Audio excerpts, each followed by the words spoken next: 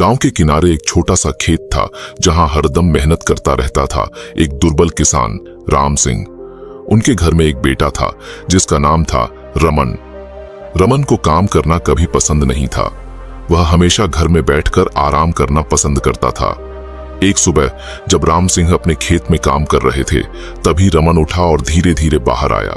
वह देखता था कि उसके पिता कितनी मेहनत से काम कर रहे हैं। राम सिंह ने रमन को देखकर कहा, बेटा, आज तुम भी मेरे साथ आकर काम करो। खेतों में बहुत काम है और मेरी मदद की जरूरत है।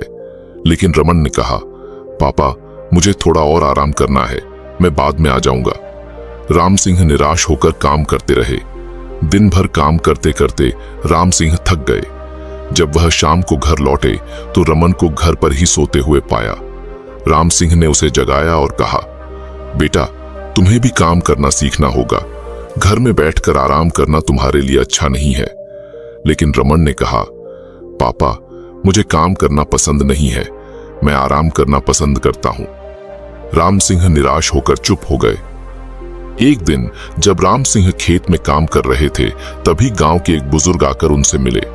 बुजुर्ग ने कहा, राम सिंह जी, आपके बेटे की आलसी आदतों के बारे में सुना है, क्या आप उसे काम करने के लिए प्रेरित नहीं कर सकते?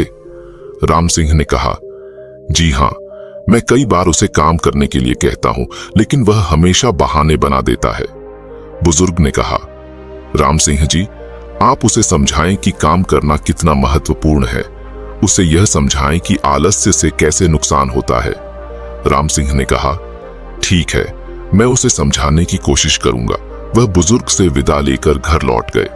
रमन की आलसी आदतें अब उसके पिता राम सिंह को गहरी चिंता देने लगी थीं।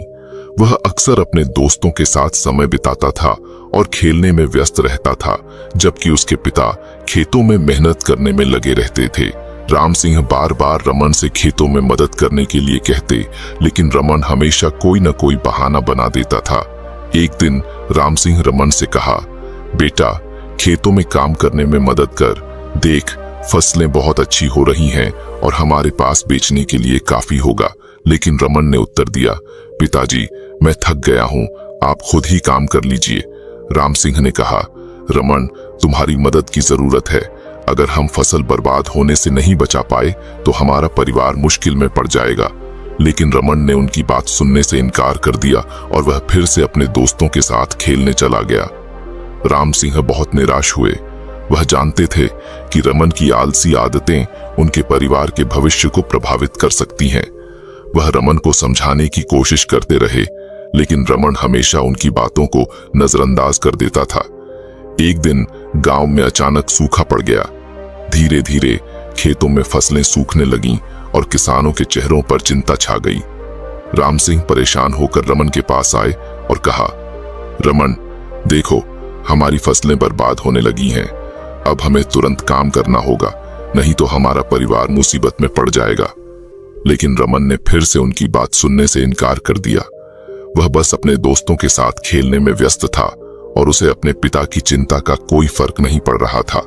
एक दिन जब राम सिंह बहुत बीमार पड़ गए तो ना चाहते हुए भी रमन को खेतों में काम करना पड़ा। वह घबरा गया क्योंकि उसने कभी इतना काम नहीं किया था। लेकिन फिर उसे अपने पिता की सलाह याद आई, बेटा, मेहनत करने से ही सफलता मिलती है।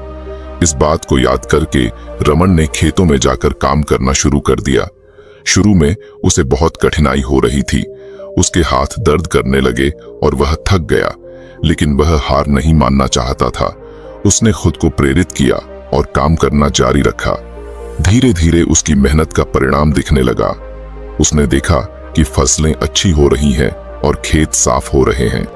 एक दिन जब रमन खेत में काम कर रहा था तो उसके पिता राम सिंह बाहर आए। राम सिंह बहुत प्रसन्न थे देखकर कि उनका बेटा मेहनत कर रहा है। उन्होंने रमन से कहा, बेटा, मैं तुम्हारी मेहनत देखकर बहुत खुश हूं। तुमने मेरी बात मानकर काम करना शुरू कर दिया है। मैं जानता हूं कि शुरू में तुम्हें कठिनाई हो रही होगी, लेकिन अब तुम्हारी मेहनत का फल दिखने लगा है। रमन ने अपने पिता की बात सुनकर खुद को बहुत अच्छा महसूस किया। वह अब समझ गया था कि मेहनत करने से ही सफलता मिलती है। उसने अपने पिता से माफी मांगी और कहा, पिताजी, मैंने आपकी बातों को नहीं माना और आलस्य में डूबा रहा, लेकिन अब मैं समझ गया हूं कि आप सही थे। मेहनत करने से ही हम अपने लक्ष्यों को प्राप्त कर सकते हैं। राम सिंह ने रमन को गले लगाया और कहा, बेटा, मैं तुम्हारी इस बदलाव से बहुत खुश हूं। तुमने अपने आलस्य को छोड़कर मेहनत करना शुरू कर दिया है। अब तुम्हारी फसलें अच्छी हो रही हैं और गांव में खुशहाली लौट आई है। मैं जानता हूं कि तुम्हारी यह सफलता तुम्हारी मेहनत का ही परिणाम है। रमन ने अपने पिता की बातों को ध्यान से सुना और उन पर गौर किया। वह अब समझ गया था कि मेहनत के बिना कोई भी सफल नहीं हो सकता। उसने अपने आलस्य को छोड़कर खेतों में काम करना जारी रखा और धीरे धीरे उसके मेहनत का फल दिखने लगा। गांव के लोग भी रमन की मेहनत और उसकी सफलता से प्रभावित हुए।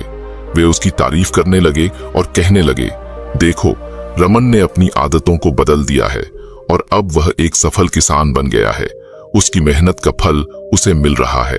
एक दिन गांव के मुखिया रमन के पास आए और उससे कहा, रमन, तुमने अपने जीवन में बहुत अच्छा बदलाव किया है। तुम्हारी मेहनत और जिम्मेदारी का हम सब गवाह हैं। तुमने हमें यह सिखाया है कि कैसे एक व्यक्ति अपने जीवन में सकारात्मक बदलाव ला सकता है। रमन ने मुखिया के शब्दों पर गौर किया और उनका आभार व्यक्त किया। वह अब समझ गया था कि आलस्य से कितना नुकसान हो सकता है और मेहनत का कितना महत्व है। उसने अपने पिता की बातों को हमेशा याद रखने का संकल्प लिया ताकि वह अपने जीवन में और प्रगति कर सके। इस प्रकार रमन की कहानी एक सफल यात्रा बन गई, जिसमें वह अपने आलस्य को छोड़कर मेहनत करने लगा। यह कहानी हमें यह सिखाती है कि कैसे एक व्यक्ति अपने जीवन में सकारात्मक बदलाव ला सकता है और अपने लक्ष्यों को प्राप्त कर सकता है।